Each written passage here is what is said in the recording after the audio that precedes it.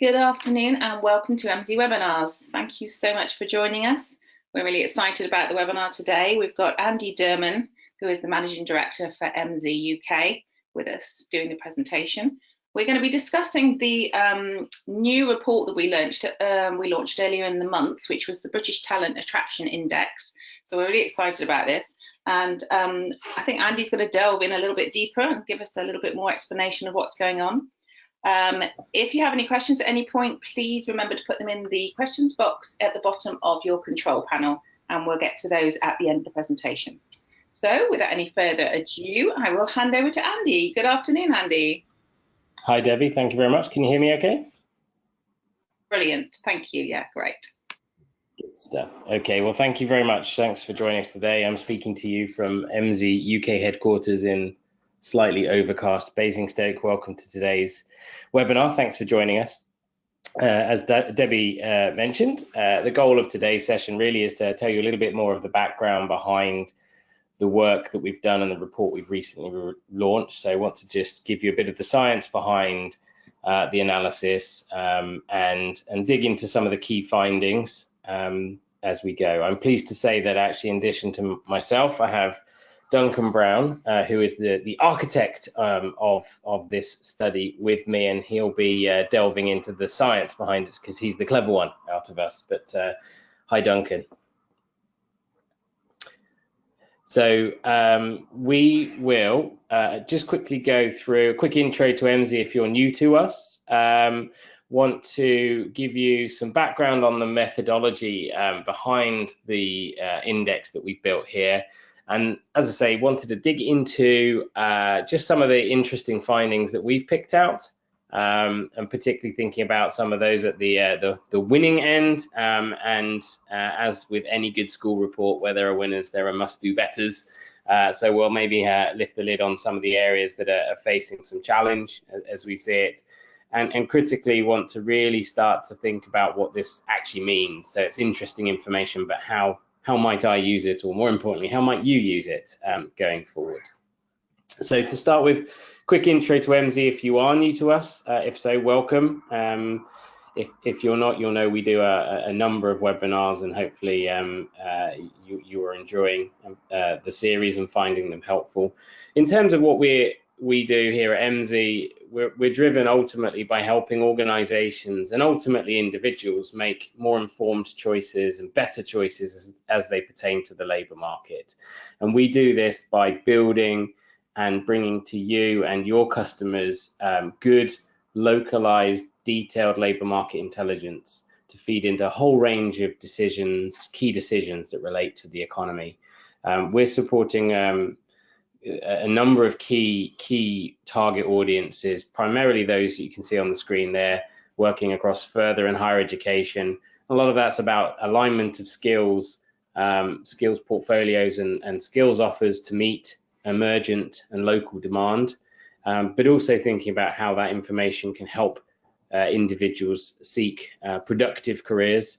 Also the economic development sphere, where certainly underpinned by the devolution agenda and localization agendas, we are supporting local areas not only build effective skill strategies, but also start to think about the real assets in their communities, i.e. the talent and skills within their communities. So that aligns very nicely to what we're talking about today.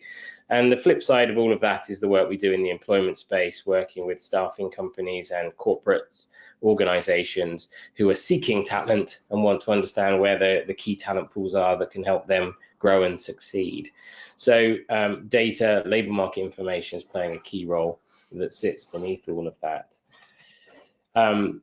As I'm sure you'll all be familiar, there's a real challenge out there when it comes to the labor market, and part of the reason behind this study that we've released is really to start to illuminate some of those challenges. We have unprecedented levels of employment in this nation, and also record lows of unemployment, and that is creating a real pinch point and a challenge, with demand for labor far outstripping the supply. You'll hear the terms tight labor market mentioned regularly in various spheres, and that's really what's driving this.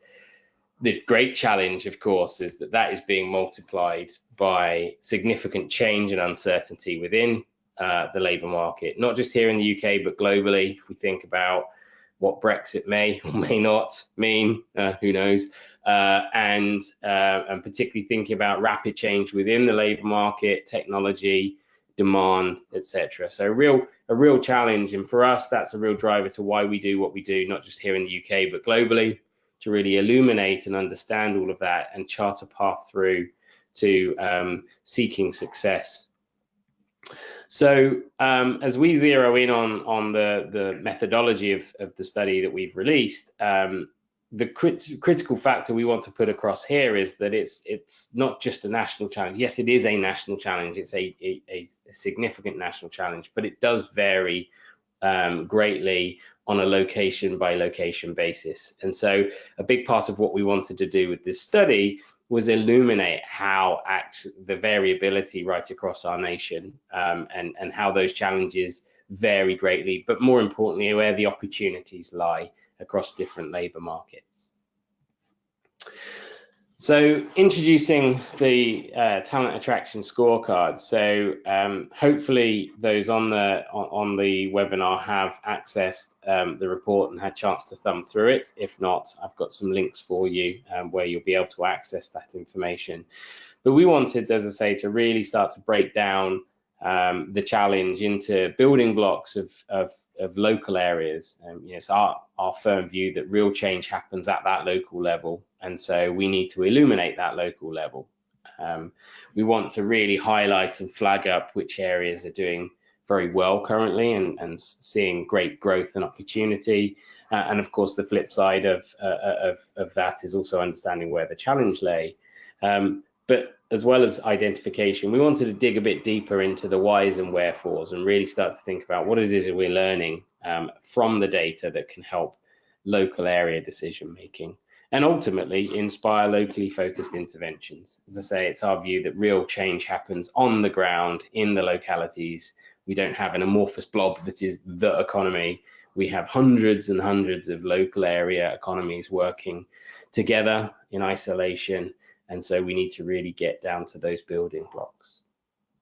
So I'm going to now welcome into the discussion Duncan Brown. He's MZ UK's lead economist and director of innovation and consulting as well, and the chief architect behind this study. So Duncan, welcome to the conversation and thanks for joining us.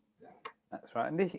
Good to be here. So what we've got with the Talent Attraction Index is a set of measures that are designed to really look at where talent attraction is going. And it's probably, just before I go into the individual measures, it's worth saying that we're looking at the change rather than the level. So what it will draw out is you could have an area that's got lots of really high talent jobs there and lots of high talent people. But if it isn't changing in the direction of attracting more talent, then it won't score highly on the index. And on the other end, you can have an area that's not got a lot of, say, graduate jobs or anything like that, but is growing fast in terms of qualifications and the jobs involved, and that can score highly on the index. Because what we're looking for are the changes. And this comes back to your point a moment ago, Andy, about the variability, that what we want to draw out with the index is where people sit, where areas sit in that variation, really. So with that in the background, let's start going through the 6 measures, really. So these are all measured across a 5-year span from 2012 to 2017. The first one is straightforward jobs growth. So what we do is we look at the number of jobs in an area. Doesn't matter where the workers live, they can be commuting from miles around. And we look at how that's grown in terms of percentages over that 5-year period. One quick caveat on this one as well is that we strip out the temporary employment industry, because what that tends to do is register a lot of jobs in certain urban centres where the jobs are actually spread over a much wider area. So, for example, I think that Watford's got a pretty big NHS-related temporary employment facility based there, and so actually, that if you include that, that can make Watford look like it's got faster job growth than it actually has. As it turns out, Watford's still got rapid jobs growth without it, but yeah, taking account of that is pretty valuable. So on to the next one. So what we also do is look at the percentage job change in the same way, but we restrict it to all those occupations which typically require a level 3 qualification or above, so 2 A levels or the equivalent in terms of other qualifications. And what that does is it allows us to see not only where the raw jobs are being created, but where they're being created at high skill level, so where there's a real demand for talented workers rather than just more low skill labour intensive work. On to the next one. So the next one requires a bit more explanation. So we're looking again at skilled jobs, so those requiring a level 3 qualification or above, but we use what's called a shift share analysis. And what a shift share analysis does is that it takes an area and it says if the national trend for jobs growth was sustained, how many extra jobs would be created, and then if the national trend for skilled jobs was sustained, given how many skilled jobs this area has at the start, how many would we expect to be created? And then we compare how many skilled jobs were created, and by comparing the two, we get a residual, which is called the competitive effect. And so the competitive effect is the number of jobs that were created in excess of what we'd expect given the national trends. And so if you score highly on the competitive effect, it means that if we were to just work from the national trends, both for jobs as a whole and for skilled jobs in particular, how many jobs would we be expecting? And if there's more than that, then you've got a positive competitive effect. So if I think about one of the more highly scoring areas for this, it will be generating thousands more skilled jobs than we expect. And we do measure it in terms of the volume of jobs that are created ahead of trend. And so the next one is job openings per capita. So we measure job openings as the combination of the expansion in job numbers because of just growth in demand, but also the number of jobs that need to be replaced because of people leaving the workforce. And so what we do here to get a consistent measure is that we divide that by the working age population. And so what we're really looking at here, whereas the first three are very much about demand, this one is kind of a sort of in the middle between demand and supply. What it's really asking is, how many jobs are being created? How much demand is there relative to the local supply of workers in that area? And so, if there's a lot of growth and there's a lot of replacement, perhaps because of an aging workforce in those kind of jobs, then that will lead to a high level of job openings per capita. But what it'll also do is it will create a slight bias to some areas where there's a sort of an urban concentration, for example. So if you think of some areas in the centre of London, as we'll see a bit later, you'll see these scoring highly there because there's just a lot more jobs than there are people there. And on to the next one. So the final two are really about supply. And so our concern is about where people are coming from in terms of filling out jobs. And so this first one is net migration. And so that includes both domestic and international migrants. So people moving into an area, regardless of where they're coming from, so if we're talking about Oxford, they could be coming from Cambridge, or they could be coming from France or the United States or anywhere. And so this is a measure of all the people concerned. So you have to accept that there's some potential for some of those people not to be seeking jobs, but generally around half of the population works. And so it gives you a good measure of where people are moving to. And of course, normally the big moves, with the odd exception, are caused by people going to where opportunity sits. And so we see net migration as a good indicator of where talent is being attracted to on the supply side. And then our sixth measure is the growth in percentage terms of highly qualified workers. And so what we look for here are the number of people of working age with any higher education qualification. So this can be a HND or a degree, so we measure it over the same period, 2012 to 2017. And what drives this is not only the change in the qualification attainment, which is quite rapid generally, because of course the people retiring and so leaving the working age population are actually often educated in a time when there was a lot lower higher education opportunity than now, whereas new entrants have a lot more. But also it can reflect population growth. So some of the high scoring areas on this measure combine both of those two. They've got historically low level of qualification attainment, and so as those workers retire, they're replaced by much better qualified workers, but there's also quite a lot of population growth, be it through net migration or through a lot of family population, so children reaching working age. And so those factors combine to lead to some quite high percentages, as we'll see a bit later on. And that's all of them. Yeah, thank you very much, Duncan. And I wonder if you might be able to offer a brief explanation as to how these have then been brought together to create the index. A really good point. So what we do is we standardize each of these measures, because as you can see, they're measured in different ways. We've got some percentages. Job openings is measured on a per capita basis, net migration, and the skill job competitive effect in volume. So they have different scales involved, and of course also what's a good score on one, say job growth, might not be quite so impressive on highly qualified worker growth. So what we do is we standardize each of these metrics using what's called a Z-score, where we set 0 as the mean for all local authorities, and plus or minus 1 is plus or minus 1 standard deviation. So overall, we get sort of 2/3 within 1 standard deviation, assuming a normal distribution. And so once we've done that, we then add them all up, and then we rescale the aggregate score so that 100 is the average for the whole country. So the average local authority sits at 100, and then plus 15 or minus 15 is 1 standard deviation either way. And so that gives us an index score. You know, if you're around 100, then you're pretty average in terms of these results across the country. If you're above 115 or below 85, then you're more of an outlier, let's say. Great, thank you very much. And so what we've built here in summary is then a pretty holistic yet highly simplified in terms of the measures we're using view of supply and demand, or indicators of supply and demand, and looking at how that varies relatively around the nation. So when we come to look at some of the highlights, we're thinking about these things in relative terms, but it gives us a precise interesting view of the different makeups of different localities and some of the challenges and opportunities they present. And we've adapted this from a model that our colleagues in the US have been using for a number of years now, and it's proving highly interesting and effective in terms of unpicking some of these scores. So it's great to have been able to translate that and into the British economy and continue that kind of work.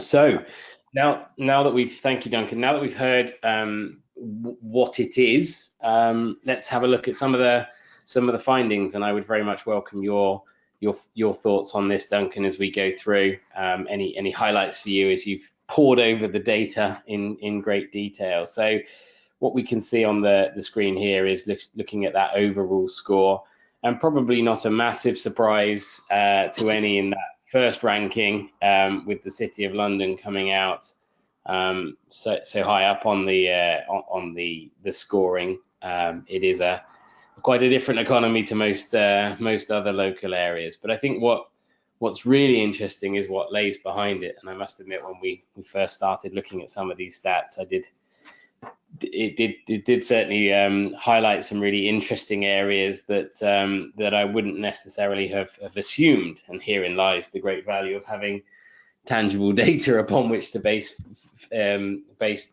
knowledge and influence and decisions. So interesting one with obviously we see a number of the major urban areas coming through, but some of those surrounding areas as well, surrounding regions, so places like Bromsgrove, Corby and Blaby that we've picked out, all falling in the top 20, as much as some very obvious candidates like London, places like Bristol and Milton Keynes that we certainly know have plenty going for them. So I think this just reinforces, as we look at the map, just the variability around the nation, and there are some hot spots and some cold spots. But of course, with any scoring system, the devil is in the detail. And so what we'll do is just quickly walk through each of those measures that you described so eloquently, Duncan, just to sort of see who fits into the top dog category for each of those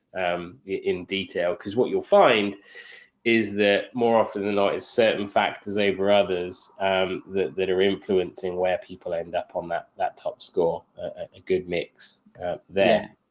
Yeah, so yeah, so firstly, as we look into the pure job growth measure, this is what's really been driving Bromsgrove, although you can see on the scoring system that they certainly have a number of high scores amongst the mix, but it's really a tale of an economy that's being driven by a boom in logistics and e-commerce, well positioned on the transport network, well positioned near one of our major cities as well, and between cities. So anything to add on what jumps out to you about Bromsgrove? Yeah, I mean, it's quite interesting. I mean, Bromsgrove is the outlier, but there's a lot of these kind of high scoring areas across the Midlands. Logistics and e-commerce and business services are the driving factors, reflecting the Midlands geography, really being in the middle of the country. But I mean, in Bromsgrove's case, the logistics and e-commerce performance is pretty phenomenal, really. When you see at the bottom left there, over 2,000% growth over 5 years, adding on nearly 12,000 jobs, and the location quotient. So I don't think we mentioned this before, but location quotient is an index of concentration of jobs. So what it does is we divide the share of jobs locally into the share of jobs nationally for a particular industry, and so anything above 1 represents concentration. So if you look at logistics and e-commerce there, it's gone from having a location quotient of 0.8 in 2012, so probably about 20% jobs fewer than nationally, from the trends that you would expect nationally, to now having a location quotient of nearly 8, so having 8 times the number of jobs that you'd expect an area of this size to have.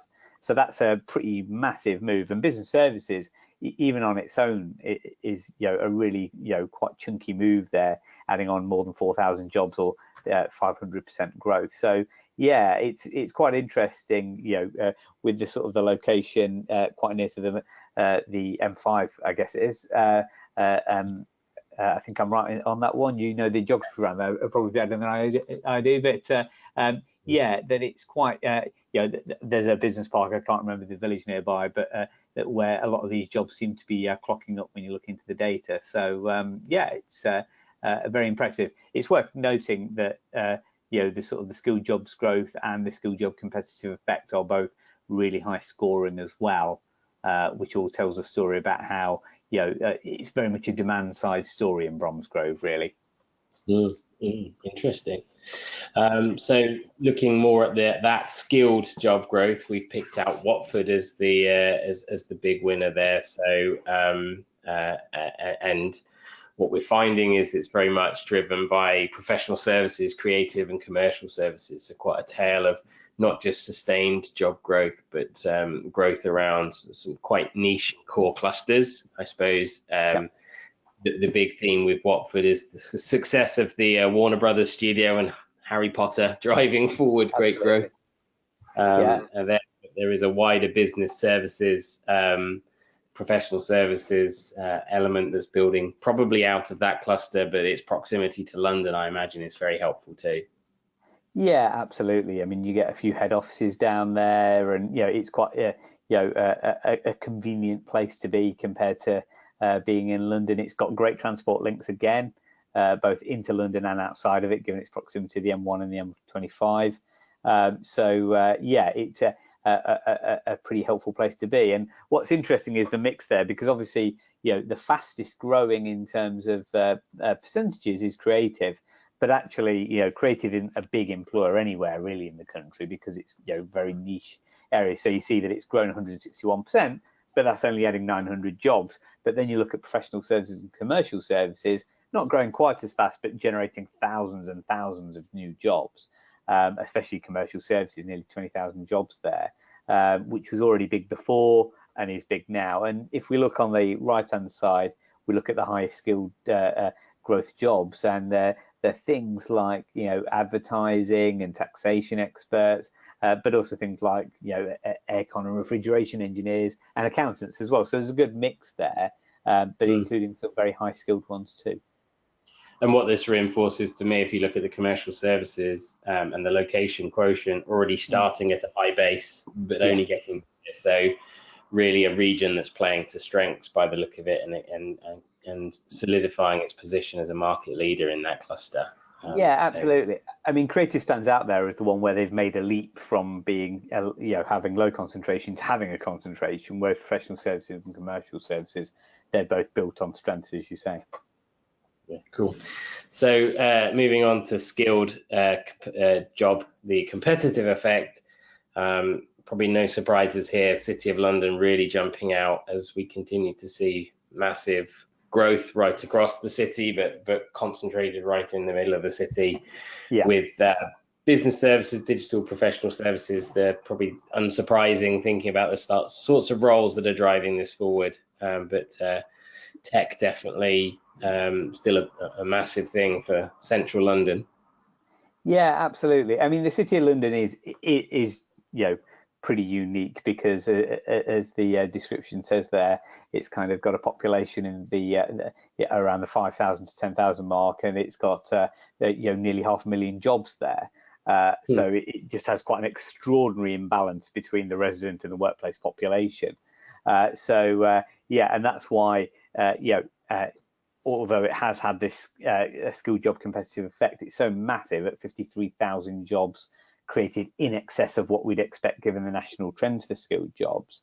But that's possible because it has so many jobs there, really. But yeah, I mean, as you'd expect, professional services and business services have a role to play. But yeah, digital is quite an interesting one.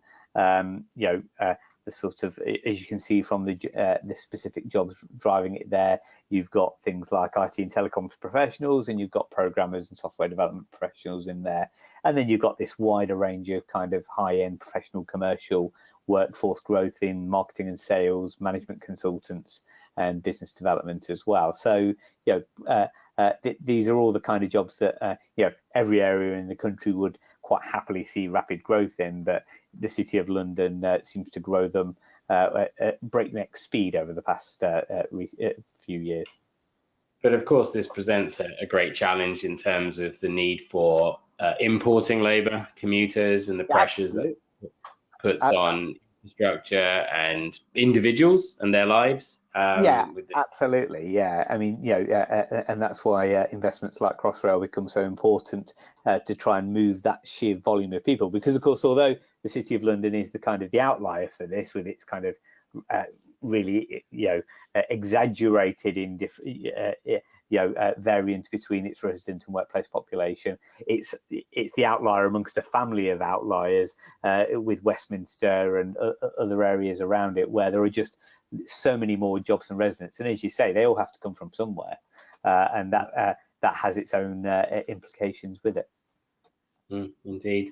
Moving on to the job openings per capita, a similar story really in that sense, in terms of the disparity between the number of jobs in locality and the number of people and the workforce that lives in that area. So again, not a surprise that the major commuter areas are dominating in the index on that one.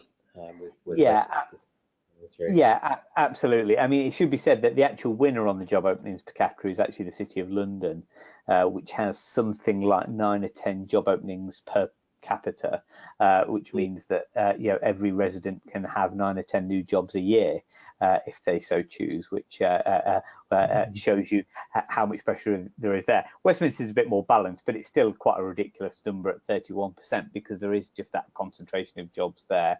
The mix is quite interesting. As we say in the text there, government is obviously an important part of it, but just the sort of the sheer size of the professional services sector means that even though it's declined as a concentration slightly in that time, it still generated 14,500 new jobs in that time, 26% growth. That's because professional services has grown nationally anyway, and Westminster was already at the forefront of that.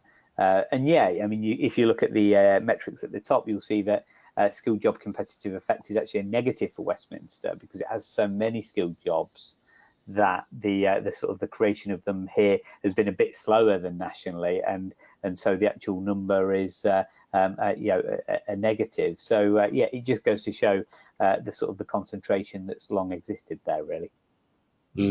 Thank you.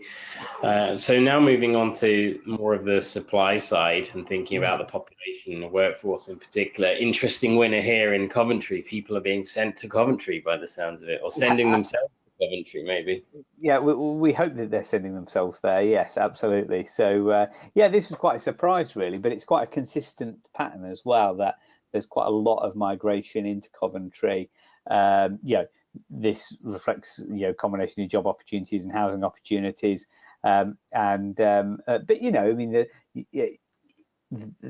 the sort of the strength of this as a measure is underpinned by the fact that actually Coventry's indicators are all positive. It has pretty decent job growth, faster skilled jobs growth, positive competitive effect for skilled jobs, and really good qualification growth as well. So it's an outlier for net migration, and so it shows that people are being drawn to move there. But actually, the labour market seems to be supporting that pretty well. And some of the clusters that come up in terms of sort of the positive growth, things like civil engineering, professional services, for a city like Coventry, that's a good pattern to have when you're doubling those and more in the case of professional services in size, really. And perhaps a function of having an effective university like Coventry University in there, pulling towards the area and looking at the certainly the fact that a lot of that migration is in the working age population. Yeah, absolutely. Yeah, the sort of the age curve is if you look at the sort of the population pyramids on the right hand side there, it's actually enhanced its growth in the sort of the 19 to 29 segment especially, and some of that will be the student population.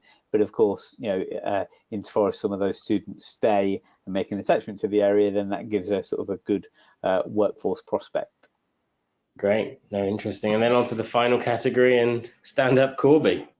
Yeah, I mean, in some ways this came up as a surprise, but as I mentioned earlier, it's a function of two different sides of things. So, so on the one hand, Corby has historically got a very low level of qualification attainment, and so actually, as the population is changing over time, then it means that the older generation leave the workforce, and they often are, have very low levels of qualification, whereas the new generation arriving have much better qualifications. Even if they're much more typical of the UK average, then that will lead to quite a good impact in itself. But the other part of it is that Corby has got pretty rapid population growth. Its its links down to London are pretty good, and so that's leading to sort of some the gradual expansion of the commuter belt, as well as migrants from elsewhere as well. And so if you look at the actual raw numbers on the chart on the right, what you see is that the actual growth in the higher education population is almost all additional. So the actual population with below higher education qualifications is basically stagnant over time, or static is a nicer way of saying it.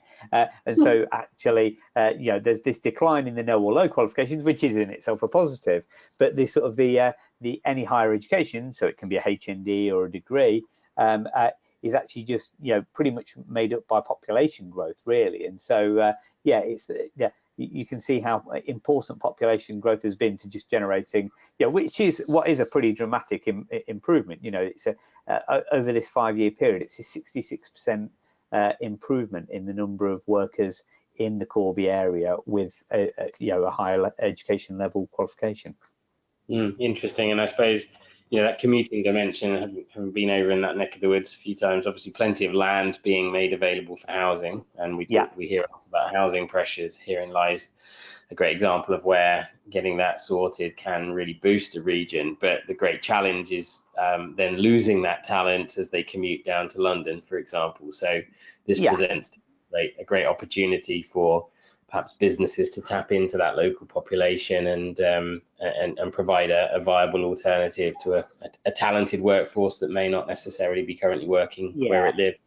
Absolutely, and we see this pattern in a few places in the sort of the southeast and the band around the southeast, which goes into the southwest and the Midlands and the east of England as well. Which is that you have these places which are thriving in the resident sense, in that they've got quite fast growing, high earning populations, but the actual job opportunities locally don't reflect that. In fact, often it's driven by things like retail and so on, which represent important job opportunities, but it does make you wonder about somebody who aims to make a career in these areas. How good are the opportunities there compared to what the residents have available? And if we look at the industry focus down at the bottom of the slide there, we see that plastics and vulcanized products is one of the local concentrations. A location quotient now nearly 5, so it's 5 times the jobs that you'd expect from the national picture. But of course, these aren't typically the highest paid jobs around, and it's kind of that this industry is consolidated in the area. So it does represent a sort of a huge opportunity that you're attracting these kind of talented workers, but a bit of a challenge for economic developers to think about how can they harness that talent to the benefit of the local area, really. Yeah, thank you very much. Interesting. So those are just a few of the highlights that we've picked out in the report, and I hope you found it very useful to have a bit of colour commentary from the expert behind the numbers. So thank you very much, Duncan. I don't want to dwell on this part, but it's where there are winners, there must be losers, and the challenge with a lot of this index is not just highlighting where the opportunity lies, but also where the challenge lies. So interesting to see in the bottom 5 rankings. A range of areas. Somewhere like Aberdeen has been facing some challenge, certainly as the North Sea oil has perhaps dwindled a little more and investment has reduced there. Interesting to see Hammersmith and Fulham, a pretty central London borough, coming through in that bottom 5 as well, and in that mix. So it does show different areas, even doorsteps. Hammersmith, not far from Westminster, can have quite different pictures altogether, quite a lot of local variance there. And as you dig into each of the 6 components, we can see that actually you get quite a different picture across the index. Again, just picked out the bottom 5 for you. Those in green are ones that fall in the bottom 5 overall, but interesting that when you look at certain measures, they're not necessarily a big driver to overall score, particularly job openings per capita, where none of those actually fall in the overall bottom 5, but presents a different view of things there. And what you're finding there is highly concentrated populations, and therefore naturally the number of jobs relative to the population is going to be relatively low, as they often seek inward commuting to satisfy the demand in those areas. So a mixed picture, certainly, and hopefully a useful basis upon which to really start to look across our nation and into specific localities. I just wanted to close out this session, mindful of the time, and thank you very much for sticking with us, just to start to think about, well, how might we use this? And particularly thinking about this talent dimension. There is such a great challenge to access talent, nurture talent, and a massive asset for regions to understand what its talent mix looks like and its opportunities. And so we've put together 5 quick tips, ideas, thoughts that you might be able to take away and start to think about, and we would love to talk to you about. And really at the top end, it's about digging in and understanding local economies and really lifting the lid on it. So what does the industrial mix look like? And ultimately, can we start to understand those strengths that we can build on as within our locality, and how do we support that growth and development?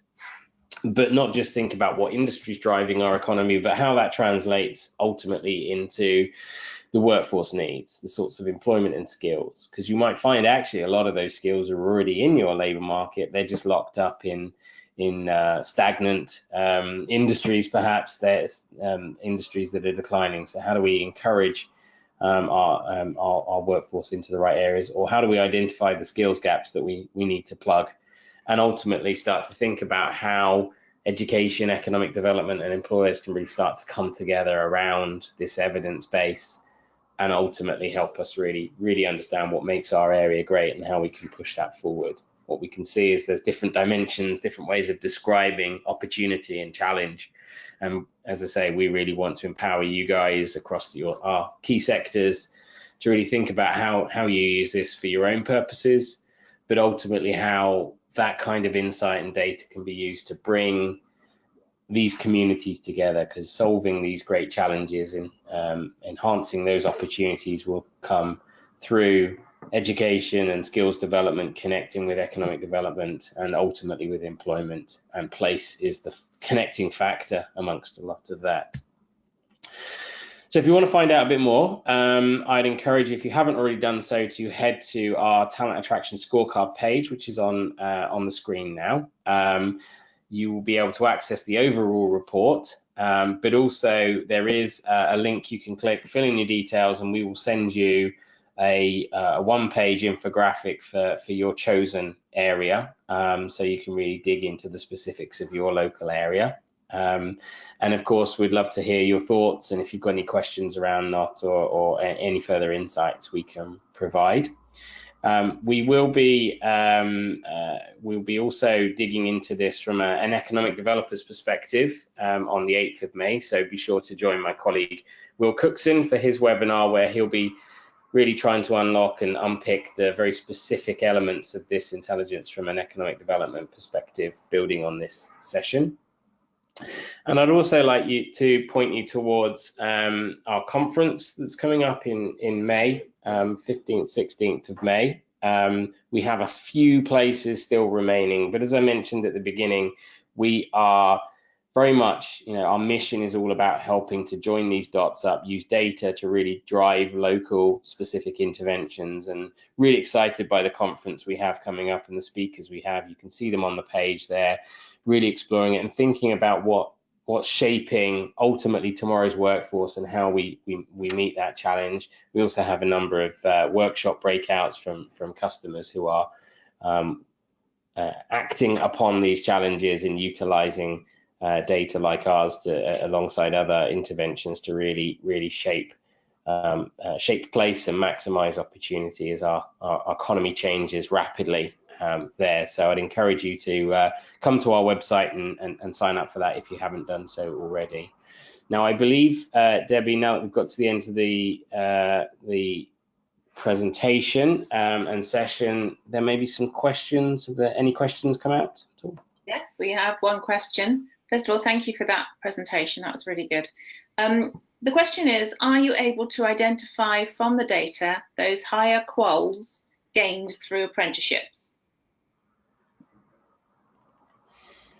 Good question. Duncan, I wonder if you might want to jump in on that one. No, not in the data immediately here, although I think there's from the same kind of data you can get some measure of what the apprenticeship attainment is, although it gets quite grey area in terms of older workers apprenticeships, but you're not really measuring the attainment of them through that so much as just the level of the population that have them. So I think there's different sources of data that would be better for that, really. And I'm sure we could be in the direction. If you're interested, feel free to reach out. Yeah, good stuff. Oh. Any other questions at all? No, that was the only question. That's okay. Great. Thank you very much. Well, if you do have any questions, you can reach out to us through the website. I'm Andy, and we've got various email addresses available to you, so feel free to check that out. We'll also be circulating a recording of this session to you with contact details as well. So if you do have any further questions, do come back to us. Thank you very much. Good stuff. I think we'll leave you in peace for the afternoon. Thanks for joining us, and thank you, Debbie, for hosting. No problem. Bye-bye.